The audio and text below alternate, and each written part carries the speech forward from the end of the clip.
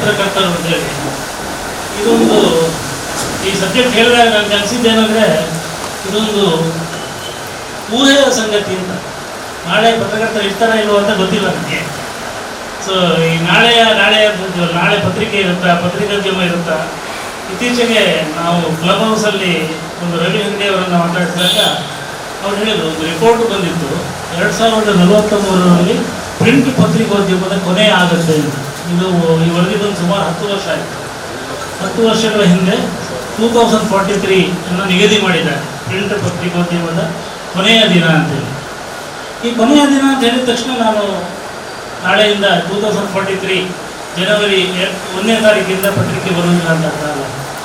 Print ಪತ್ರಿಕೋದ್ಯಮ ಇರುತ್ತೆ, but ಇವತ್ತಿರುವಂತೆ ಇರುವುದಿಲ್ಲ. ಅದರ ಒಂದು ಸ್ಥಿತಿಗತಿಗಳು ಬದಲಾಗುತ್ತೆ. ಅದನ್ನು ನಾವು ಓದುವಂಥ ರೀತಿ ಅಥವಾ ಅದನ್ನು ಕೊಂಡುಕೊಳ್ಳುವಂಥ ರೀತಿ, ಅದನ್ನು ಮಾರಾಟ ಮಾಡುವಂಥ ರೀತಿ, ಈ ರೀತಿಯಾದ ಒಂದು ಬದಲಾವಣೆ ಎಲ್ಲ ವಿನ್ಯಾಸದಲ್ಲಿ ಅಥವಾ ಅದರ ಸುದ್ದಿಯ ಹೂರಣದಲ್ಲಿ ಬದಲಾವಣೆ ಆಗದೇ ಇದ್ದರೂ ಅದು ತಲುಪುವ ರೀತಿಯಲ್ಲಿ ಬದಲಾವಣೆ ಆಗ್ಬೋದು. ಯಾಕಂದರೆ ನಾವು ಕಳೆದ 2 ವರ್ಷದಲ್ಲಿ ಬಹಳ ದುರ್ಬಲವಾದ ಸಂಗತಿಗಳನ್ನು ನೋಡಿದ್ವಿ. ಪತ್ರಕರ್ತರು ನಮಗೆ ಇದ್ದಂಥ ಹಲವಾರು ಶಾಪಗಳು ಮತ್ತು ಹಲವಾರು ಅಪವಾದಗಳ ಜೊತೆಗೆ ಈ ಒಂದು ಪ್ಯಾಂಡಮಿಕ್ ಅಂತ ಹೇಳೋದು ನಮ್ಮನ್ನು ಭಾಳ ಕಂಗಾಲು ಮಾಡಿದೆ. ಅದರಲ್ಲೂ ಗ್ರಾಮೀಣ ಪತ್ರಕರ್ತರನ್ನು ಹಾಗೂ ಎಷ್ಟೋ ಪತ್ರಕರ್ತರ ಕೆಲಸ ಕಳೆಯುವ ಕೆಲಸವನ್ನು ಕೂಡ ಕೊರೋನಾ ಮಾಡಿದೆ. ಎಷ್ಟೋ ಪತ್ರಿಕೆಗಳ ಪ್ರಿಂಟ್ ನಿಂತು ಹೋಗಿ ಅದು ಕೇವಲ ಆನ್ಲೈನ್ ಅಥವಾ ಇ ಪೇಪರ್ ಆಗಿ ಉಳ್ಕೊಂಡಿದ್ದನ್ನು ನಾನು ನೋಡಿದ್ದೀನಿ. ಹೈದರಾಬಾದಿಂದ ಬರ್ತಿದ್ದ ಪತ್ರಿಕೆಯೊಂದು ಬೆಂಗಳೂರಲ್ಲಿ ಕೂಡ ಅದರ ಒಂದು ಶಾಖೆಯನ್ನು ನಡೆಸ್ತಿತ್ತು, ಬೆಂಗಳೂರಲ್ಲಿ ಕೂಡ ಪ್ರಸಾರ ನಡೆಸ್ತಾ ಇತ್ತು. ಅದು ನಿಂತೇ ಹೋಗ್ತದೆ, ನಿಂತು ಹೋಗಿ ನಿಮಗೆ ಆನ್ಲೈನ್ ಎಡಿಷನ್ ಮಾಡ್ತಾರೆ ಅಂತ ಹೇಳಿದರು. ಹೀಗೆ ಹಲವಾರು ಪ್ರಸಿದ್ಧ ಪತ್ರಿಕೆಗಳ ಮುದ್ರಣ ವಿಭಾಗ ಸ್ಥಗಿತಗೊಂಡು ಆನ್ಲೈನಲ್ಲಿ ಪತ್ರಿಕೆ ಓದಿಕೊಳ್ಳಲು ಶುರುವಾಯಿತು. ಆನ್ಲೈನಲ್ಲಿ ಓದಿಕೊಳ್ಳುವ ಹೊತ್ತಿಗೆ ಆನ್ಲೈನಿಗೆ ಕೂಡ ಒಂದು ಚಂದಾವನ್ನು ನಿಗದಿ ಮಾಡಿ ಆನ್ಲೈನಲ್ಲಿ ಕೂಡ ದುಡ್ಡು ಕೊಟ್ಟು ಓದಬೇಕು ಅಂತ ಇದೆ. ಹೀಗೆ ಒಂದು ಪತ್ರಿಕೋದ್ಯಮ ಬಹಳ ದೊಡ್ಡ ಸ್ಥಿತ್ಯಂತರವನ್ನು ಕಾಣುತ್ತಿರುವ ವರ್ಷಗಳಿವೆ. 2020 ಮತ್ತು 2021 ಇವೆರಡು ಅಂದರೆ ನಾವು ನಮ್ಮ ಅವನತಿ 10 ವರ್ಷಗಳಲ್ಲಿ ಆಗಬೇಕಾದ್ದನ್ನು ಈ 2 ವರ್ಷಗಳಲ್ಲಿ ಆಗುವಂತೆ ಮಾಡಿದ್ದ ಖ್ಯಾತಿ ಕೊರೋನಾಕ್ಕೆ ಸಲ್ಲುತ್ತಾನೆ. ನಿಧಾನವಾಗಿ ಆಗ್ತಾಯಿತ್ತು, ಅದನ್ನು ಸ್ವಲ್ಪ ಸ್ಪೀಡ್ ಮಾಡ್ತಾರೆ. ಎಲ್ಲದನ್ನೂ ಮಾಡ್ತಾರೆ, ಶಿಕ್ಷಣದಲ್ಲಿ ಮಾಡ್ತಾರೆ. ನಾವು ಶಿಕ್ಷಣದಲ್ಲಿ ಮಕ್ಕಳಿಗೆ SSLC ಓದಿಸುವುದೇ ನನ್ನದು ತಂದೆ ತಾಯಿಗೆ ಬಹಳ ದೊಡ್ಡ ಗುರಿ. ಅವರನ್ನು PUCಯಲ್ಲಿ ಓದಿಸಿ ಅವರನ್ನು CET ಅಥವಾ ನೀಟ್ ಪರೀಕ್ಷೆಗೆ ಕಳಿಸಿ, ಅದು ತಂದೆ ತಾಯಿಗೆ ಬಹಳ ದೊಡ್ಡ ಉದ್ದೇಶ ಆಗಿತ್ತು. ಬಟ್ ಈ ವರ್ಷ ಪರೀಕ್ಷೆನೇ ಇಲ್ಲದೆ ಅವರು ಪಾಸಾಗಿರ್ತಾರೆ. ಹೀಗೆ ನಮ್ಮ ಎಲ್ಲ ಬಹಳ ದೊಡ್ಡ ದೊಡ್ಡ ನಂಬಿಕೆಗಳನ್ನು ಸುಳ್ಳು ಮಾಡಿದ ಕೊರೋನಾ ಪತ್ರಿಕೋದ್ಯಮದ ನಂಬಿಕೆಯನ್ನು ಕೂಡ ಬಹಳ ಸುಲಭವಾಗಿ ಮತ್ತು ಬಹಳ ಯಶಸ್ವಿಯಾಗಿ ಸುಳ್ಳು ಮಾಡ್ತಾ ಹೋಯಿತು ಅಂತ ಹೇಳೋಕ್ಕೆ ನಾನು ಇಷ್ಟಪಡ್ತೇನೆ. ನನಗೆ ಒಂದು ಪುಸ್ತಕ ಜ್ಞಾಪಕ ಬರುತ್ತೆ. ಹೆರಾಲ್ಡ್ ಈವಾನ್ಸ್ ಹೇಳುವ ಪತ್ರಕರ್ತ ಟೈಮ್ಸ್ ಪತ್ರಿಕೆಯಲ್ಲಿ ಇದ್ದಾನೆ. ಆತ ಒಂದು ಬುಕ್ ಬರೆದಿದ್ದಾನೆ, ಗುಡ್ ಟೈಮ್ಸ್ ಬ್ಯಾಡ್ ಟೈಮ್ಸ್. ಅಂದರೆ ನಾನು ಪತ್ರಿಕೋದ್ಯಮಕ್ಕೆ ಸೇರಿದಾಗ ಹೇಗೆ ಅಲ್ಲಿ ಪತ್ರಕರ್ತನೇ ರಾಜನಾಗಿದ್ದ, ಪತ್ರಕರ್ತನೇ ದೊರೆಯಾಗಿದ್ದ, ನಾನು ಅದನ್ನು ಬಿಡಬೇಕಾದ ಹೊತ್ತಿಗೆ ಹೇಗೆ ಮಾಲೀಕನ ಹಿಡಿತ ಸಿಕ್ಕಾಕೊಂಡಿತು, ಮಾಲೀಕ ಹೇಗೆ ಹಂತ ಹಂತವಾಗಿ ಪತ್ರಕರ್ತರನ್ನು ತುಳಿಯುತ್ತಾ ಬಂದ, ಹೇಗೆ ಅವನಿಗೆ ತನಗೆ ಬೇಕಾದ ಪತ್ರಕರ್ತರನ್ನು ನೇಮಿಸಿಕೊಂಡು ಪತ್ರಿಕೆಯಲ್ಲಿ ಸುದ್ದಿಗಿಂತ ಆದಾಯದ ಮೂಲ ಮುಖ್ಯ ಆಗುವಂತೆ ನೋಡಿಕೊಂಡ, ಹೇಗೆ ಒಂದು ಪತ್ರಿಕೆ ತನ್ನ ಸುದ್ದಿಗೆ ಸಂಬಂಧಪಟ್ಟ ಒಂದು ಜನರಿಗೆ ಇದ್ದ ನಂಬಿಕೆಯನ್ನು ಸುಳ್ಳು ಮಾಡ್ತಾ ಅದು ಒಂದು ಕಾರ್ಪೊರೇಟ್ ಸಂಸ್ಥೆಯಾಗಿ ಉದ್ಯಮವಾಗಿ ಬೆಳೀತಾ ಹೋಯಿತು. ಬಹಳ ಒಳ್ಳೆಯ ಪುಸ್ತಕ ಅದು. ಪ್ರತಿಯೊಬ್ಬ ಇವತ್ತಿನ ಪತ್ರಕರ್ತನ ಆತ್ಮಕಥೆ. ಗುಡ್ ಟೈಮ್ಸ್ ಬ್ಯಾಡ್ ಟೈಮ್ಸ್ ಅಂತ ಟೈಮ್ಸ್ ಪತ್ರಿಕೆಯ ಸಂಪಾದಕನಾಗಿ ಅದರ ಸರ್ಕ್ಯುಲೇಷನನ್ನು ಸುಮಾರು 10 ಪಟ್ಟು ಹೆಚ್ಚು ಮಾಡಿದವನು. ಅದರ ಸರ್ಕ್ಯುಲೇಷನ್ 10 ಪಟ್ಟು ಹೆಚ್ಚು ಮಾಡಿದರೆ ಕೂಡ ಅವನಿಗೆ ಅದರಲ್ಲಿ ಆ ಪತ್ರಿಕೆಯಲ್ಲಿ ಉಳಿಲಿಕ್ಕೆ ಆಗಲಿಲ್ಲ. ನಂತರ ಆ ಪತ್ರಿಕೆಯನ್ನು ಕೊಂಡುಕೊಂಡ ಮನುಷ್ಯ ಆ ಪತ್ರಿಕೆಯ ಸರ್ಕ್ಯುಲೇಷನ್ ಕಮ್ಮಿ ಮಾಡಿದ. ಪತ್ರಿಕೆಯ ಸರ್ಕ್ಯುಲೇಷನ್ ಕಮ್ಮಿ ಮಾಡಿ ಅದರ ಜಾಹೀರಾತಿನಿಂದ ಹೆಚ್ಚು ಹಣ ಉಳಿಯುವಂತೆ ಮಾಡಿ ಅದು ದೊಡ್ಡ ಬದಲಾವಣೆ. ಅದು ಅಮೆರಿಕದಲ್ಲಿ ಆದಂಥ ಬಹಳ ದೊಡ್ಡ ಕ್ರಾಂತಿ, ಅದು ಪತ್ರಿಕಾ ಕ್ರಾಂತಿ. ಆ ಪತ್ರಿಕಾ ಕ್ರಾಂತಿ ಅವನು ಅದನ್ನು ಬರೆದಿದ್ದು ಸುಮಾರು 22 ವರ್ಷಗಳ ಹಿಂದೆ. ಆ 22 ವರ್ಷಗಳ ನಂತರ ನಮ್ಮಲ್ಲಿ ಆಗ್ತಿರುವಂಥ ಬದಲಾವಣೆಯನ್ನು ನಾವೆಲ್ಲ ನೋಡ್ತಾ ಇದ್ದೇವೆ. ನಾನು SP ಸಾಹೇಬರಿದ್ದರೆ ಒಂದು ಮಾತು ಹೇಳಬೇಕು ಅಂತಿದ್ದೆ. ಏಕೆಂದರೆ ಇವತ್ತು ಪತ್ರಕರ್ತರನ್ನು ಹೇಗೆ ದುಡಿಸಿಕೊಳ್ಳಲಾಗ್ತಿದೆ ಅಂದರೆ ನಾವು ಒಂದು ಲೋಕಲ್ ಎಡಿಷನ್ ಅಂತ ಶುರು ಮಾಡ್ತೀವಿ. ಲೋಕಲ್ ಎಡಿಷನ್ ಮಾಡಿದಾಗ ಅಲ್ಲಿ 2 ಪುಟ ಅಂತ ಮೀಸಲಿಡ್ತೀವಿ. 2 ಪುಟಗಳಿಗೆ ಬೇಕಾದ ಸುದ್ದಿ ಆ ಊರಲ್ಲಿ ಹುಟ್ಟುತ್ತಾ ಇಲ್ವ ನಾವು ಸೃಷ್ಟಿ ಮಾಡಲೇಬೇಕು. ಆ 2 ಪುಟಗಳಿಗೆ ಬೇಕಾದ ಸುದ್ದಿಯನ್ನು ಸೃಷ್ಟಿ ಮಾಡದೆ ಹೋದರೆ ಅವನು ಒಳ್ಳೆಯ ಜರ್ನಲಿಸ್ಟ್ ಅಲ್ಲ ಅಂತ ಹೇಳ್ತಾರೆ. ಅದಕ್ಕೆ ಬೇಕಾದ 2 ಪುಟಗಳನ್ನು ಕೊಡಲಿಕ್ಕೆ ಬೇಕಾದ ಜಾಹೀರಾತನ್ನು ಕೂಡ ಅವನು ಸೃಷ್ಟಿ ಮಾಡಬೇಕಾಗುತ್ತೆ. ಹೀಗಾಗಿ ಏಕಕಾಲಕ್ಕೆ ಜಾಹೀರಾತು ಮತ್ತು ಸುದ್ದಿಯನ್ನು ಸೃಷ್ಟಿ ಮಾಡಬೇಕಾದ ಒಂದು ಅನಿವಾರ್ಯತೆ ಎಲ್ಲ ಲೋಕಲ್ ಪುಟಗಳನ್ನು ಹೊಂದಿರುವ ಪತ್ರಿಕೆಗಳ ಪತ್ರಕರ್ತರ ಪಾಲಿಗೆ ಅದು ಅನಿವಾರ್ಯವಾಗಿ ಬಂದೋಗಿದೆ. ಇವತ್ತು ನಾವು ಬದಲಾಯಿಸ್ತೀವಿ ಅಂತ ಹೇಳೋಕ್ಕಾಗಲ್ಲ. ಇದೇ ಕಾನೂನನ್ನು ಒಬ್ಬ ಪೊಲೀಸ್ ಅಧಿಕಾರಿಗೆ ನೀವು ದಿನಕ್ಕೆ 5 ಕಳ್ಳರನ್ನು ಹಿಡಿಯಬೇಕು, ಆದರೆ ಸಂಬಳ ಕೊಡ್ತೀವಿ ಅಂತ ಹೇಳಿದರೆ ಅದಕ್ಕೆ ಏನಾಗಿ ಯೋಚನೆ ಮಾಡಿ ಅವರು 5 ಕಳ್ಳರನ್ನು ಸೃಷ್ಟಿ ಮಾಡಲೇಬೇಕಾಗುತ್ತೆ. ಯಾಕಂದರೆ ಅವ್ರಿಗೆ ಸಂಬಳ ಬರಬೇಕಾದ್ರೆ ದಿನಕ್ಕೆ 5 ಕಳ್ಳರನ್ನು ಹೇಗೋ ಸೃಷ್ಟಿ ಮಾಡಬೇಕಾಗುತ್ತೆ. ಹಾಗೆ ಡಾಕ್ಟ್ರಿಗೆ ಕೂಡ 5 ಡಾಕ್ಟ್ರನ್ನ ಸರ್ಕಾರಿ ವೈದ್ಯ 5 ಪೇಷಂಟ್ಗಳನ್ನು ಟ್ರೀಟ್ ಮಾಡಿದರೆ ನಿಮಗೆ ಸಂಬಳ ಅಂದರೆ ಅವರು 5 ಪೇಷಂಟ್ಗಳನ್ನ ಇಟ್ಟು ಈ ಕೊರೋನಾ ಟೈಮಲ್ಲಿ ಮಾಡಿದ್ರಲ್ಲ ಹಂಗೆ ಆಗುತ್ತೆ.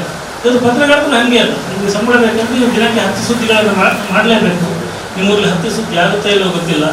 ಅದು ಕೃಷ್ಣ ಭಟ್ರ ಮನೆಯಲ್ಲಿ ಸತ್ಯನಾರಾಯಣ ಪೂಜೆ ಪ್ರಸಾದ ವಿತರಣೆ ಕೂಡ ಸುದ್ದಿ ಆಗ್ಬೋದು. ನಾವು ನೋಡಿದ್ದೀವಿ. ಲೋಕಲ್ ಎಡಿಷನ್ ಅಂದರೆ ಹಬ್ಬಿ ಹೋದಾಗ ಎಲ್ಲವೂ ಸುದ್ದಿ ಆಗ್ತಾ ಹೋಗುತ್ತೆ. ಹೀಗೆ ನಾವು ನಮ್ಮ ಸುದ್ದಿಯ ಮಾನವನ್ನು ನಾವು ಬಹಳ ವರ್ಷಗಳಿಂದ ಕಳ್ಕೊತಾ ಬಂದಿದ್ದೀವಿ ಅಂತ ಅನಿಸುತ್ತೆ. ಆ ಸುದ್ದಿಗಿದ್ದ ಒಂದು ಘನತೆ, ಆ ಸುದ್ದಿಗಿದ್ದ ಒಂದು ಗೌರವ, ಆ ಸುದ್ದಿಗೆ ಇರಬೇಕಾದ ಒಂದು ಏನು ಅದನ್ನು ಇನ್ನೊಬ್ಬನನ್ನು ಬದಲಾಯಿಸುವಂಥ ಶಕ್ತಿ, ಇದನ್ನೆಲ್ಲ ನಾವು ಬಹಳ ತೆಳುವಾಗಿಸ್ತಾ ಬಂದು ಎಲ್ಲವೂ ಸುದ್ದಿ ಆಗೋದಿಲ್ಲ. ಏನು ಮಾಡಿದ್ರೂ ಪತ್ರಿಕೆಯಲ್ಲಿ ಬರುತ್ತೆ ಅಂತ ಹೇಳೋದನ್ನು ನಾವು ಅದನ್ನು ನಾವೇ ಅಭ್ಯಾಸ ಮಾಡ್ಕೊಂಡು ಬಂದು ಒಂದು ರೀತಿಯಲ್ಲಿ ನಾವೇ ನಗೆಪಾಟಲಿಗೆ ಈಡಾಗುವಂಥ ಕೆಲಸವನ್ನು ಬಹಳ ವರ್ಷಗಳಿಂದ ಮಾಡ್ಕೊಂಡಿದ್ದೀವಿ. ಇದು ನಾವು ನಿಜವಾಗಿ ಮಾಡಿಕೊಳ್ಬೇಕಾದ ಆತ್ಮಾವಲೋಕನ ಏನಂದರೆ, ನಾನು 1 ವರ್ಷಗಳಲ್ಲಿ ನಿಜವಾಗಿ ನನ್ನ ಆತ್ಮಸಾಕ್ಷಿಗೆ ಸರಿಯಾಗಿ ಮಾಡಿದ ಸುದ್ದಿ ಎಷ್ಟು, ಪತ್ರಿಕೆಗೆ ಬೇಕಾಗಿ ಮಾಡಿದ ಸುದ್ದಿ ಎಷ್ಟು, ಜಾಹೀರಾತಿಗೆ ಬೇಕಾಗಿ ಮಾಡಿದ ಸುದ್ದಿ ಎಷ್ಟು ಅಂತ ಹೇಳುವುದು ದೊಡ್ಡ ವ್ಯತ್ಯಾಸ ಇದೆ. ಈ ವ್ಯತ್ಯಾಸವನ್ನು ನಾವು ಕಂಡುಕೊಳ್ಳುವ ಮುಂಚೆಯೇ ನಮಗೆ ಒಂದು ದೊಡ್ಡ ಆಘಾತವಾಗಿ ಸೋಷಿಯಲ್ ಮೀಡಿಯಾ ಬಂತು. ಆ ಸೋಷಿಯಲ್ ಮೀಡಿಯಾ ಇಂಥದ್ದನ್ನೆಲ್ಲ ಗುರುತಿಸಿ ಏನು ಮಾಡ್ತಿರೋದು ಸುಳ್ಳು ಶುರು ಮಾಡಿ. ಆ ಸೋಷಿಯಲ್ ಮೀಡಿಯಾ ಆರಂಭದಲ್ಲಿ ಹೆಂಗಾಯ್ತಂದ್ರೆ ನಾನು ಇದನ್ನು ಒಂದು ಸೀಕ್ವೆನ್ಸ್ ಆಗಿ ನೋಡೋಕ್ಕೆ ಇಷ್ಟಪಡ್ತೀನಿ. ಅಂದರೆ ಒಬ್ಬ ಪತ್ರಕರ್ತ ತನ್ನ ನಂಬಿಕೆಯನ್ನು ಕಳ್ಕೊಳ್ಳಿಕ್ಕೆ ಆರಂಭಿಸಿದ್ದು ಹೇಗೆ ಅಂತ ಹೇಳಿದರೆ, ನನಗೊಂದು ಮಹಾಭಾರತದಲ್ಲಿ ಒಂದು ಸಣ್ಣ ಪ್ರಸಂಗ ಬರುತ್ತೆ. ಧರ್ಮಕ್ಷೇತ್ರ ಕುರುಕ್ಷೇತ್ರ ಸಮಾವೇತ ಯೋತ್ಸವ ಮಾಮಕ ಪಾಂಡವಾಶ್ಚೈವ ಹಿಮಗುರುವತ ಸಂಜಯ. ಧೃತರಾಷ್ಟ್ರ ಪ್ರಶ್ನೆ ಕೇಳ್ತಾನೆ, ಈ ಯುದ್ಧರಂಗದಲ್ಲಿ ನಡೆದಂಥ ನನ್ನವರು ಮತ್ತು ಪಾಂಡವರು ಅವ್ರು ಏನು ಮಾಡಿದ್ರು ಹೇಳುವಂಥದ್ದು. ಅವನಿಗೆ ಕಣ್ಣು ಕಾಣಿಸಲ್ಲ. ಅವನಿಗೆ ಸಂಜಯ ಹೇಳಬೇಕು ಏನಾಗ್ತಾ ಇದೆ ಅಂತ. ಇದು ಮಹಾಭಾರತದಲ್ಲಿ ಕಂಡುಬರುವಂಥ ಮೊದಲ ಪತ್ರಿಕೋದ್ಯಮದ ಚಿತ್ರ ಅದು. ಅಂದರೆ ಅವನಿಗೆ ಕಣ್ಣು ಕಾಣದವನಿಗೆ ಅವ್ರು ಹೇಳ್ಬೇಕು ಏನಾಗ್ತಾ ಇದೆ ಅಲ್ಲಿ, ಅವ್ರು ಸೇರಿದಾರಲ್ಲ ಅವರು ಏನು ಮಾಡಿದ್ರು, ಯುದ್ಧ ಮಾಡಿದ್ರು, ಏನಾಗ್ತಿದೆ ಅಂತೇಳಿ. ಆ ಕಣ್ಣು ಕಾಣದವನಿಗೆ ಹೇಳುವಂಥ ಕತೆ ಮಹಾಭಾರತ. ಆದರೆ ಇವತ್ತು ಎಲ್ಲವನ್ನೂ ನೋಡುವಂಥವರಿಗೆ ಅವ್ರ ಮನೆ ಕಣ್ಣು ಮುಂದೆ ನಡೀತಾ ಇರುತ್ತೆ. ಟಿ ವಿಯಲ್ಲಿ ಲೈವ್ ಶೋ ಇರುತ್ತೆ. ಆ ಲೈವ್ ಶೋ ಇರುವವರಿಗೆ ನಾವು ಪ್ರಿಂಟ್ನವ್ರ ಕತೆ ಹೇಳಬೇಕಾಗಿತ್ತು ಅಷ್ಟೇ. ಎಲ್ಲ ನೋಡಿರ್ತಾರೆ ಅವರು, ನಮಗೆ ಬರೆಯೋದಕ್ಕೆ ಏನಿರಲ್ಲ. ಹೀಗೆ ಎಲ್ಲವನ್ನೂ ನೋಡಿರುವಂಥವರಿಗೆ ಏನು ನಡೀತು ಅಂತ ಹೇಳೋದಿದೆಯಲ್ಲ, ಇದು ಬಹಳ ದೊಡ್ಡ ಸವಾಲು ಅಂತ. ಹಾಗಾಗಿ ಎಲ್ಲ ಗೊತ್ತಿರುವವರಿಗೆ, ಎಲ್ಲ ಕಂಡಿರುವವರಿಗೆ ಆ ಸುದ್ದಿಯ ಹಿಂದೆ ಅವರು ಕಾಣದ ಒಂದು ಸತ್ಯವನ್ನು, ಅಡಗಿರುವ ಸತ್ಯವನ್ನು ಹೇಳಬೇಕಾಗುತ್ತೆ. ಆ ಅಡಗಿರುವ ಸತ್ಯ ಅಲ್ಲಿ ಇಲ್ಲದೆ ಹೋದರೆ ನಾವು ಅದನ್ನು ಸೃಷ್ಟಿ ಮಾಡಬೇಕಾಗುತ್ತೆ. ಹೀಗಾಗಿ ಇದನ್ನು ಬಹಳ ಚೆನ್ನಾಗಿ ನಮ್ಮ ಸೋಷಿಯಲ್ ಮೀಡಿಯಾದ ಮಂದಿ ಮಾಡ್ತಾ ಹೋದರು. ಅಲ್ಲಿ ಅವ್ರು ಮಾತಾಡ್ತಾ ಇದ್ದರೆ ಯಾವುದೋ ಒಂದು ಹಳೆಯ ಫೋಟೋವನ್ನು ತಂದಾಕಿ ಅವರು ಅವತ್ತು ಹೀಗೆ ಹೇಳಿದರು, ಇವತ್ತು ಹೀಗೆ ಹೇಳ್ತಿದ್ದಾರೆ. ಇದನ್ನು ಇವರು ಹೇಳ್ತಿರೋದು ಇನ್ನೊಂದು ಸನ್ನಿವೇಶವನ್ನು ತಂದು ಇವರು ಇನ್ನೊಂದು ಪಕ್ಷಕ್ಕೆ ಇದನ್ನು ಹೇಳಿದರು, ಈಗ ಹೇಳ್ತಿದ್ದಾರೆ. ಹೀಗೆ ಒಂದು ಸುದ್ದಿಯ ಜೊತೆಗೆ ಇನ್ನೊಂದು ಸುದ್ದಿಯನ್ನು ಇಟ್ಟು ಅದನ್ನು ಕಂಪೇರ್ ಮಾಡಿ ಈ ಸುದ್ದಿಯೇ ಸುಳ್ಳು ಅಂತ ಹೇಳುವಾಗೆ ಒಂದು ಇಡೀ ಪತ್ರಿಕೋದ್ಯಮದ ಘನತೆಯನ್ನು ಕಳೆಯುವಂಥ ಕೆಲಸವನ್ನು ಬಹಳ ವ್ಯವಸ್ಥಿತವಾಗಿ ಸೋಷಿಯಲ್ ಮೀಡಿಯಾ ಮಾಡ್ತಾ ಬಂತು. ಇದಕ್ಕೊಂದು ಕಾರಣ ಇದೆ. ನಾನು ಪತ್ರಿಕೋದ್ಯಮಕ್ಕೆ ಬಂದಾಗ ಆರಂಭದ ದಿನಗಳಲ್ಲಿ ನಾನು ಹೇಳ್ತಾ ಇದ್ದೆ, ನಮ್ಮ ಪತ್ರಿಕೆಗಳು ಒಂದು ಪೊಲಿಟಿಕಲ್ ಡಸ್ಟ್ಬಿನ್ ಆಗಿದ್ದಾವೆ ಅಂತ. ಯಾಕಂದರೆ 25 ವರ್ಷದ ಹಿಂದಿನ ಪತ್ರಿಕೆ ನೋಡಿದ್ರೆ ಅದರಲ್ಲಿ ಅಭಿವೃದ್ಧಿಶೀಲ ಪತ್ರಿಕೋದ್ಯಮ ಬರುವ ಮುಂಚೆ ಪ್ರತಿ ಪುಟಗಳಲ್ಲೂ ಕೂಡ ರಾಜಕಾರಣಿಯ ಒಂದು ಹೊಗಳಿಕೆ ಇರ್ತಾಯಿತ್ತು. ಹೊಗಳಿಕೆನೋ ಅವ್ರು ಏನು ಮಾಡಿದ, ಶಂಕುಸ್ಥಾಪನೆ ಮಾಡಿದ್ರು, ಅಲ್ಲಿಗೆ ಹೋದ್ರು, ಇಲ್ಲಿಗೆ ಹೋದ್ರು ಅಂತ ಪ್ರತಿ ಇಲ್ಲಿ ಕೂಡ ಮುಖ್ಯಮಂತ್ರಿಯ ಅಥವಾ ಪ್ರಧಾನಿಯ ಸುದ್ದಿಗಳು ಬರ್ತಾ ಇತ್ತು. ಹೀಗೆ ಅದೊಂದು ಪೊಲಿಟಿಕಲ್ ಡಸ್ಟ್ಬಿನ್ ಆಗಿತ್ತು. ಆನಂತರ ಈ ಅಭಿವೃದ್ಧಿಶೀಲ ಪತ್ರಿಕೋದ್ಯಮದಿಂದ ಸ್ವಲ್ಪ ಜನರ ಕಡೆಗೆ ಹೊರಳಿ ಆನಂತರ ಅದೊಂದು ಮಾಧ್ಯಮ ವಿರೋಧಿ, ಅಂದರೆ ಮಾಧ್ಯಮಕ್ಕೆ ವಿರೋಧ ಪಕ್ಷವಾಗಿರುವಂಥ ಕೆಲಸವನ್ನು ಭಾಳ ವರ್ಷಗಳು ಮಾಡಿದೆ. ಇಂಡಿಯನ್ ಎಕ್ಸ್‌ಪ್ರೆಸ್ನಂಥ ಪತ್ರಿಕೆಗಳು, ಅಲ್ಲಿ ಬಂದಂಥ ಸುದ್ದಿಗಳು, ಗೋಫೋರ್ಸ್ನಂಥ ಹಗರಣವನ್ನು ಬಯಲಿಗೆಳೆದಿದ್ದು, ಇದೆಲ್ಲ ಮಾಡ್ತಾ ಒಂದು ಪ್ರಬಲವಾದ ವಿರೋಧ ಪಕ್ಷ ಅಂತ ಹೇಳುವ ಒಂದು ನಿಲುವನ್ನು ತಳೆಯುತ್ತಲ್ಲ, ಅಲ್ಲಿಗೂ ಇಲ್ಲಿಗೂ ಒಂದು ವ್ಯತ್ಯಾಸ ಇದೆ. ನಮಗೆ ಚೆನ್ನಾಗಿದೆ ಆ ವ್ಯತ್ಯಾಸ ಇದೆ. ಅಂದರೆ ಮೊದಲು ವಿರೋಧ ಪಕ್ಷ ಪತ್ರಿಕೆ ಅಂತ ಗೊತ್ತಾದ ತಕ್ಷಣ ಸರ್ಕಾರಗಳು ಒಂದು ಪತ್ರಿಕೆಯನ್ನು ಒಂದು ಸಿಟ್ಟಿನಿಂದ ನೋಡಲಿಕ್ಕೆ ಶುರು ಮಾಡೋದು. ಸರ್ಕಾರಕ್ಕೆ ಪತ್ರಿಕೆಗಳನ್ನು ಸಿಟ್ಟಿರ್ತಾ ಇತ್ತು, ಜನಗಳಿಗೆ ಪ್ರೀತಿ ಇರ್ತಾ ಇತ್ತು, ಯಾಕಂದರೆ ನಮ್ಮ ಪರವಾಗಿದೆ, ನಮ್ಮ ಪ್ರಶ್ನೆಗಳನ್ನು ಕೇಳ್ತಾ ಇದೆ ಅಂತ ಹೇಳಿ. ಬಟ್ ಈ 25 ಅಥವಾ 30 ವರ್ಷಗಳಲ್ಲಿ ಬದಲಾವಣೆ ಏನಂದರೆ, ಸರ್ಕಾರಗಳಿಗೆ ಪತ್ರಿಕೆ ಮೇಲೆ ಪ್ರೀತಿ ಶುರುವಾಗಿದೆ, ಜನಗಳಿಗೆ ದ್ವೇಷ ಶುರುವಾಗಿದೆ. ಸೊ ನಾವು ಜನರ ಪರವಾಗಿ ಕೆಲಸ ಮಾಡ್ತೀವೋ, ಪತ್ರಿಕೆಗಳ ಪರವಾಗಿ ಅಥವಾ ಸರ್ಕಾರದ ಪರವಾಗಿ ಕೆಲಸ ಮಾಡ್ತೀವೋ ಅಂತ ಹೇಳುವ ಒಂದು ದ್ವಂದ್ವದಲ್ಲಿದ್ದಾರೆ ಅವರಿಗೆ. ಅಂದರೆ people are hating the news paper and government, all the government and political parties are loving it. ಇದು ಪತ್ರಿಕೋದ್ಯಮದ ಮೊದಲ ದುರಂತ. ಅಂದರೆ ಈ ಸರ್ಕಾರಕ್ಕೆ ಸಿಟ್ಕೊಳ್ಬೇಕು, ನಮ್ಮ ತಪ್ಪುಗಳನ್ನು ತಡೆಯುತ್ತಾರೆ, ನಮಗೆ ಏನು ಭ್ರಷ್ಟಾಚಾರ ಮಾಡಲಿಕ್ಕೆ ಕೊಡೋದಿಲ್ಲ, ನಾವು ಮಾಡುವ ಲಫಡಗಳನ್ನು ಇವರು ಹೇಳ್ತಾರೆ, ಅದರಿಂದ ನಾವು ಪತ್ರಿಕೆಯನ್ನು ಹೇಟ್ ಮಾಡಬೇಕು, ಪತ್ರಿಕೆ ಅವರಿಗೆ ಕಣ್ತಪ್ಪಿಸಿ ಮಾಡಬೇಕು, ಪತ್ರಿಕೆ ನಮ್ಮ ವಿರುದ್ಧವಾಗಿದೆ ಅಂತ ಒಂದು ಸರ್ಕಾರಕ್ಕೆ ಅನ್ನಿಸಿದಾಗ ಪತ್ರಿಕೋದ್ಯಮ ಗೆಲ್ತದೆ. ಅದೇ ಕಾರಣಕ್ಕೆ ಅದು ಜನಪ್ರಿಯತೆಯನ್ನು ಗಳಿಸ್ಕೊಳ್ತದೆ. ಬಟ್ ಇವತ್ತು ಉಲ್ಟಾ ಕೇಸ್ ಆಗಿದೆಯಲ್ಲ, ಪತ್ರಿಕೆಗೆ ಎಲ್ಲ ನಾವೇನು ಮಾಡಿದ್ರು ಇವರು ಮುಚ್ಚಾಕ್ತಾರೆ, ಏನು ಮಾಡಿದ್ರು ನಮಗೆ ಇವರ ಸಪೋರ್ಟನ್ನು ತಗೋಬೋದು ಅಂತೇಳಿ ಅನಿಸಿ ಅವರು ಪತ್ರಿಕೆಯ ಮೂಲಕ ತಮ್ಮ ತಪ್ಪುಗಳನ್ನು ಮುಚ್ಚಿ ಹಾಕೊಳ್ಳಿಕ್ಕೆ ಪ್ರಯತ್ನ ಪಡೋದು. ಶ್ವೇತಪತ್ರ ಮಂಡನೆ ಅಂತ ಹೇಳ್ತಾರೆ. ಈ ಶ್ವೇತಪತ್ರವೇ ಬೇಕಾಗಿಲ್ಲ, ಪತ್ರಿಕೆಯೇ ಒಂದು ಶ್ವೇತಪತ್ರ. ಆ ಸ್ಥಿತಿಗೆ ನಾವು ಬಂದಿದ್ದೀವಿ.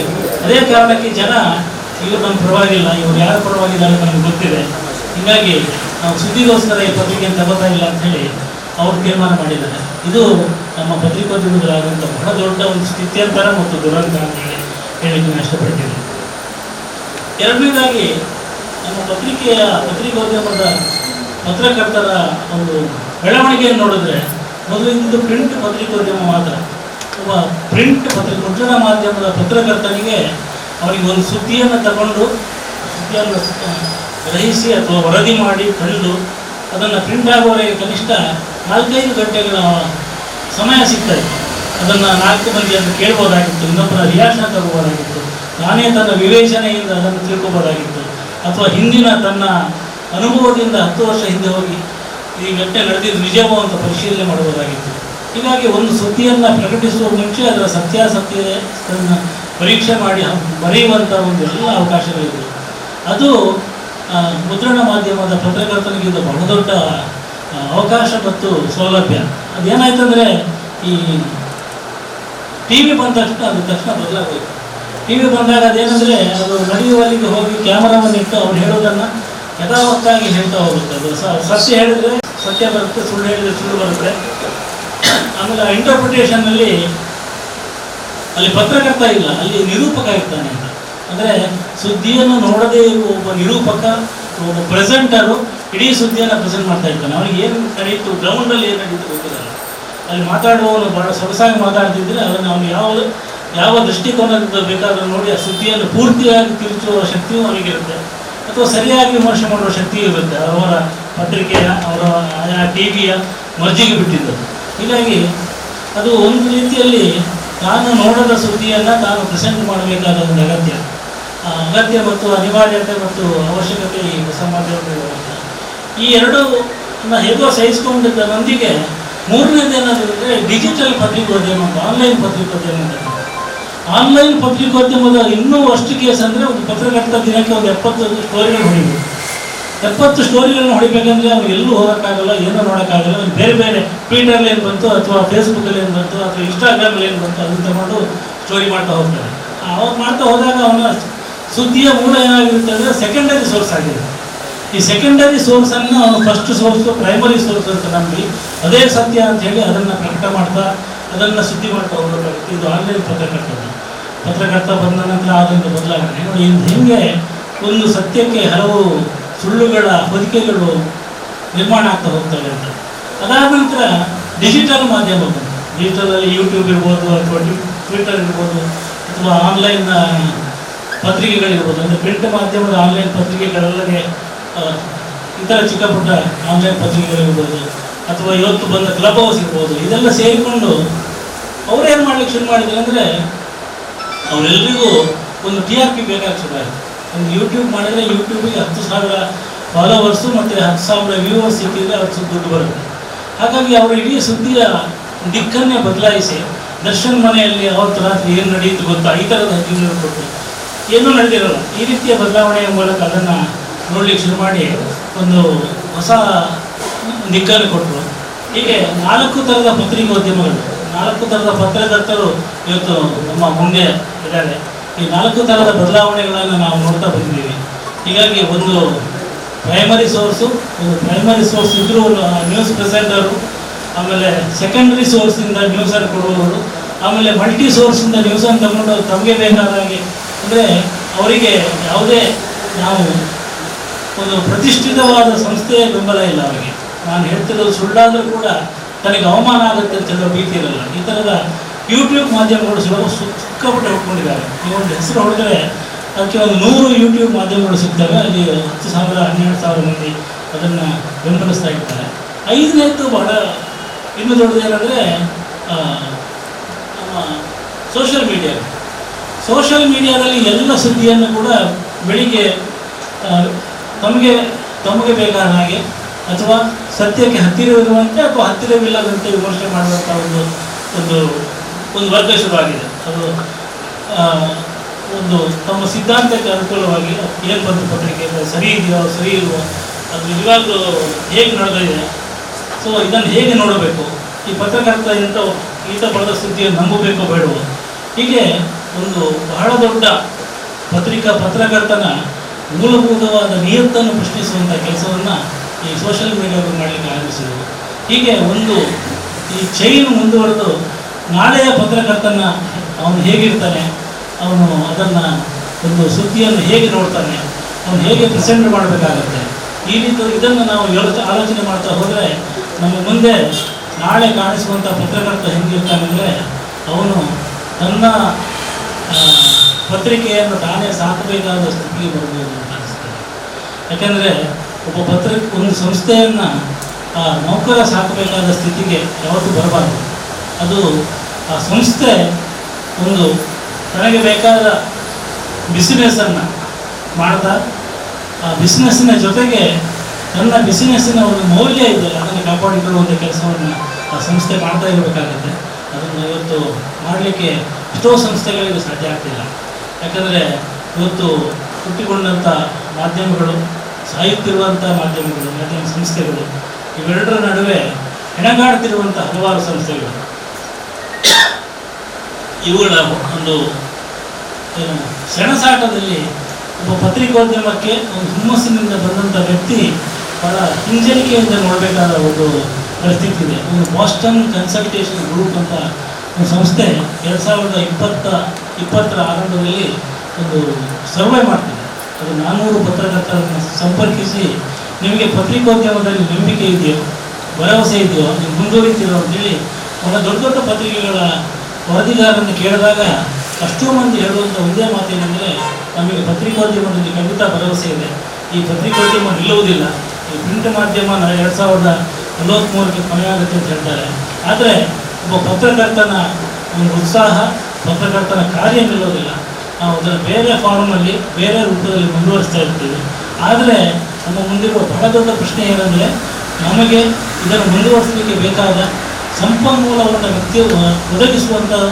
ಒದಗಿಸುವವರು ಯಾರು ಅಂತ ಗೊತ್ತಿಲ್ಲ. ನಮ್ಮ ಸಂಸ್ಥೆ ನಮ್ಮನ್ನು ಯಾವತ್ತೂ ಬೇಕಾದ್ರೆ ಹೊರಗಡೆ ಹಾಕ್ಬೋದು, but still we want to remain as journalists. ನಾನು ಸೋಷಿಯಲ್ ಮೀಡಿಯಾಕ್ಕೆ ಬಂದು ಆ ಸೋಷಿಯಲ್ ಮೀಡಿಯಾದಲ್ಲಿ ಒಂದು ಹೊಸ ಮಾರ್ಗವನ್ನು ಕಂಡುಕೊಂಡು ಹೊಸ ಚಾನಲನ್ನು ಕಂಡುಕೊಂಡು ಅಲ್ಲಿ ನನ್ನ ಪತ್ರಿಕೋದ್ಯಮವನ್ನು ಆರಂಭಿಸ್ಬೋದು. But I still want to remain as a journalist. ಅಥವಾ ಒಂದು ನನ್ನದೇ ಆದ ಪುಟ್ಟ ಚಾನಲನ್ನು ಆರಂಭಿಸಿ ಅದರ ಮೂಲಕ ಅದು ಲಕ್ಷಾಂತರ ಮಂದಿಗೆ ತಲುಪ್ತಿಲ್ಲ ಗೊತ್ತಿಲ್ಲ, ಸಾವಿರಾರು ಮಂದಿಗೆ ತಲುಪ್ತಾರೆ. ನಾವೆಲ್ಲ ಅಂದರೆ 100 ಮಂದಿ ಪತ್ರಕರ್ತರು ಒಂದು ಪತ್ರಿಕೆಯಲ್ಲಿ ಕೆಲಸ ಮಾಡೋದು, ಅಥವಾ 100 ಪತ್ರಕರ್ತರು 100 ಚಾನೆಲ್ಗಳಾಗಿ ಒಡೆದು ಹೋಗಿ ತಮ್ಮ ಕ್ಷೇತ್ರದಲ್ಲಿ ಕೆಲಸ ಮಾಡ್ತಾ ಸತ್ಯವನ್ನು ಹೇಳೋದು, ಇದೆರಡರ ಮಧ್ಯೆ ಬಹಳ ದೊಡ್ಡ ಆಯ್ಕೆ ನಮ್ಮ ಮುಂದಿದೆ. ಇದರಲ್ಲಿ ಯಾವುದನ್ನು ಆರಿಸಿಕೊಳ್ಳಬೇಕು ಅಂತ ನಮಗೆ ಈಗ ಗೊತ್ತಾಗ್ತಿಲ್ಲ. ಆದರೆ we would like to remain as journalist and uphold the interest of the journalism ಅಂತ ಅವರು ಭಾಳ ಸ್ಪಷ್ಟವಾಗಿ 4 ಮಂದಿ ಕೂಡ ಹೇಳಿದ್ದಾರೆ. ಅವರ ಕಣ್ಣ ಮುಂದೆ ಹೇಗೆ ಒಂದು ಪತ್ರಿಕಾ ಸಂಸ್ಥೆಯ ಲಾಭ ಬಡಕತನ ಇದೆ, ಹೇಗೆ ಪತ್ರಕರ್ತ ಪಾರ್ಟಿಸನ್, ಒಂದು ಪಾರ್ಟಿಗೆ ವರ್ಕ್ ಮಾಡುವ ಒಂದು ಸಂಕಟಗಳಿವೆ, ಹೇಗೆ ಒಂದು ಡಿಸ್ಕ್ರೆಡಿಟ್ ಆಫ್ ದಿ ಸೊಸೈಟಿ, ಹೇಗೆ ಒಂದು ಸಮಾಜ ಪತ್ರಕರ್ತನನ್ನು ಅನುಮಾನದಿಂದ ನೋಡುತ್ತೆ, ಹೇಗೆ ಸೋಷಿಯಲ್ ಮೀಡಿಯಾ ಅವರ ಮೇಲೆ ಅಪವಾದಗಳನ್ನು ಹೊರಿಸುತ್ತೆ, ಇದನ್ನೆಲ್ಲ ಇಟ್ಟುಕೊಂಡು ಆತ ಸಮಚಿತ್ತದಿಂದ ಮುಂದುವರಿಯಬೇಕಾದ ಅವಶ್ಯಕತೆ ನಾಳೆಯ ಪತ್ರಕರ್ತನಿದೆ. 400 ಮಂದಿ ಕೂಡ ಹೇಳಿದ ಮಾತೇನೆಂದರೆ, ಈ ಸಮಚಿತ್ತವನ್ನು ನಮಗೆ ಈ ಉದ್ಯಮ ಕೊಡಲಿಕ್ಕೆ ಸಾಧ್ಯ ಆದರೆ ನಾವು ಪತ್ರಕರ್ತರಾಗಿ ಉಳಿತೀವಿ ಅಂತ.